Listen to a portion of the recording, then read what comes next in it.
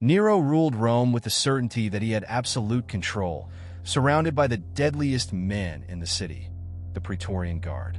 But what happens when those who are supposed to protect the emperor start questioning their loyalty? What seemed like a solid alliance hit a web of intrigue and betrayal that gradually eroded the foundations of his power. Today, we'll unravel how Nero used this military force to maintain his empire, and how this very guard contributed to his downfall. The truth behind this betrayal will change everything you thought you knew about the end of Nero. Nero ascended to power in a Rome marked by internal disputes and a strong military influence. The Praetorian Guard, since its establishment during Augustus's reign, had become not only a protective shield for the emperors, but also a powerful political force. When Nero was proclaimed emperor in 54 AD, the support of the Praetorians was decisive. They played a crucial role in consolidating his power, influenced by Agrippina, Nero's mother, who knew that controlling the guard was essential to securing her son's position on the throne. The Praetorians, under the command of Sextus Afranius Burrus, the chief of the guard and Nero's advisor, represented the guarantee of stability in the empire. Burrus, a pragmatic and experienced man, ensured that the transition of power was smooth and that Nero remained safe in the early years of his reign. The guard, highly trained and with vast resources at its disposal, was used not only for personal defense, but also as an instrument to intimidate political enemies and maintain order. For Nero, securing the support of the Praetorians meant reigning without major internal threats. As Nero distanced himself from administrative matters and indulged in the pleasures and excesses of imperial life, the Praetorian Guard became even more important. They acted as a controlling force over the Senate, silencing those who opposed the young emperor. Over time, Nero realized that his security depended less on popular support and more on the loyalty of the Praetorians. However, this relationship was based on a fragile balance, sustained by promises, favors, and financial rewards. The power of the guard was also crucial in eliminating any direct threats to the throne. Fearing conspiracies against his life, Nero used the guard to execute political enemies and even members of his own family. It was this military force that organized and carried out, under Nero's orders, the assassination of Agrippina when he deemed that his mother posed a threat to his rule. The Praetorian Guard, therefore, was not only a physical protection, but an extension of Nero's desires, even when those desires were deadly. However, while the guard represented power and control, it also became a vulnerable point.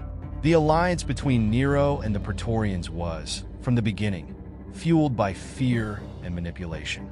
The more Nero depended on the guard, the more he fostered resentment among those tired of being treated as mere pawns in the imperial power game. What began as an unbreakable alliance was destined to crumble as distrust and ambition infiltrated the ranks of the guard. The relationship between Nero and the Praetorian Guard was, from the start, an alliance forged in tension. Although the Praetorians helped consolidate Nero's power, the young emperor knew their loyalty was not unconditional. He used tricks to keep them on his side, promising riches and prestige in exchange for protection. However, these promises created a dependency that, over time, began to weigh on Nero as the guard became increasingly greedy and demanding. Nero, for his part, was a master of manipulation. He quickly understood that the Praetorian Guard was an institution driven by its own interests.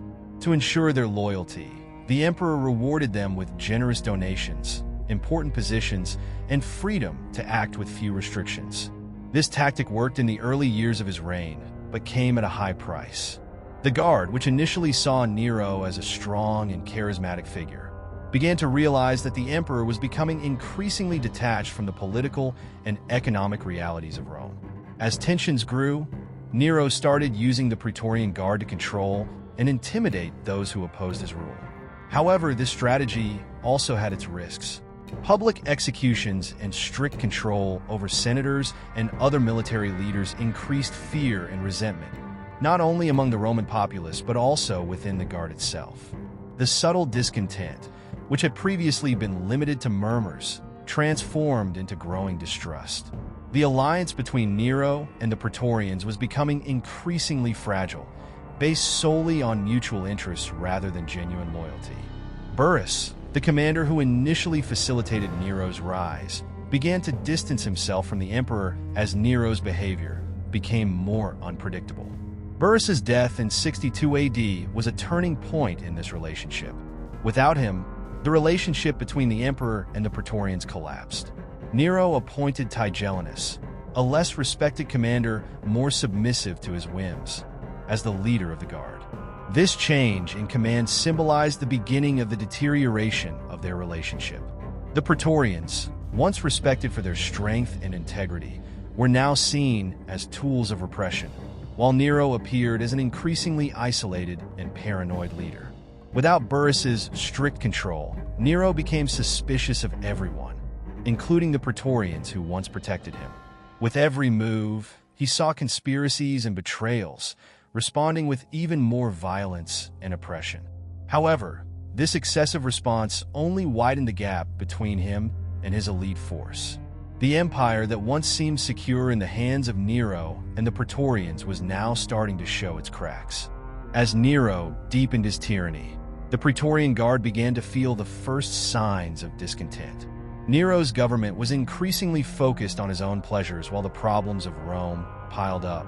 Hunger, high taxes, and constant political instability weakened the emperor's image, both in the eyes of the people and in those of his own protective force. The Praetorians, who had until then maintained their loyalty bought with favors and gold, began to realize that the empire was on the brink of collapse. Internal intrigues soon emerged.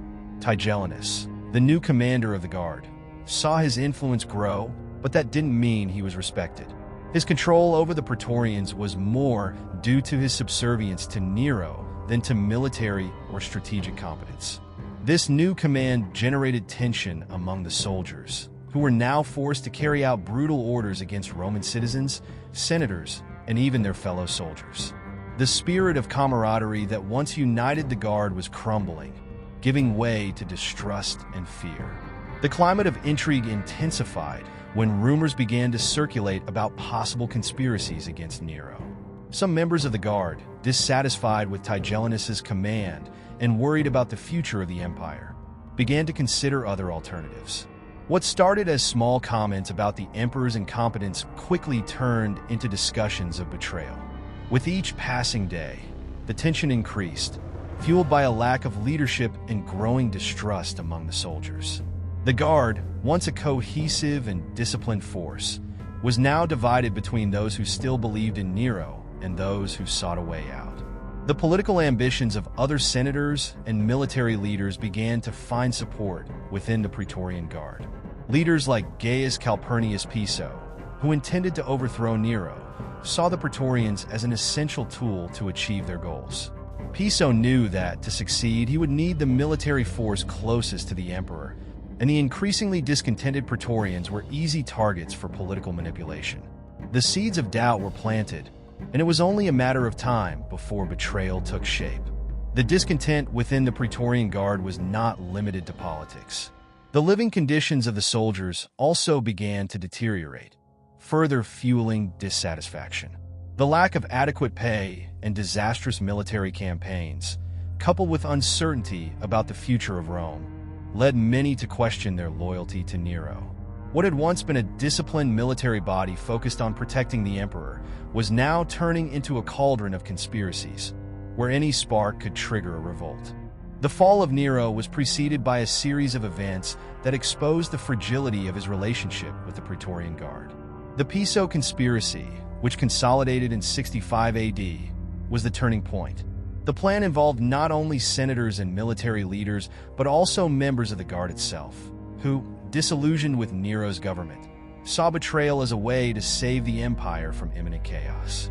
This conspiracy, although discovered and dismantled, revealed that the loyalty of the Praetorians was seriously compromised. The discovery of Piso's conspiracy triggered a wave of paranoia in Nero. He ordered mass executions, including that of Seneca, his former mentor, in a desperate attempt to crush any remnants of opposition. Among the dead was Seneca, symbolizing the end of any attempt at moderation in his government. However, This brutal repression did not strengthen his control. On the contrary, it fueled fear and resentment, especially within the Praetorian Guard, which found itself forced to carry out orders that many considered disgraceful. By 68 AD, the stage was set for the final fall. Nero, isolated and with very few allies, no longer had total control of the Praetorian Guard. The governor of Gaul, Gaius Julius Vindex, rebelled against Nero, and the revolt quickly spread to other regions of the empire. Galba, the governor of Hispania, also rose in opposition, and his alliance with the Praetorian Guard was the final blow for Nero. The promises of wealth and stability that Galba offered to the Praetorians were more appealing than the decaying loyalty to the emperor. The role of the Guard in Nero's deposition was direct and decisive. Sensing that the empire was about to change hands, the Praetorians decided to abandon Nero and support Galba. Without the Guard's support, Nero found himself completely defenseless. When news reached the emperor that his own soldiers were marching against him, his reaction was one of total despair. He fled Rome, but could not escape the fate that awaited him. The Praetorian Guard, which once protected him, was now sealing his destiny. Nero's end came in a tragic and abrupt manner. Abandoned by all, including the Praetorian Guard, Nero was declared a public enemy by the Senate. He committed suicide, bringing an end to a dynasty that had ruled Rome for over a century. The betrayal of the Praetorians, who until the last moment had been his greatest defenders, was a powerful symbol of the instability that was corroding the empire and the fickleness of political alliances in ancient Rome.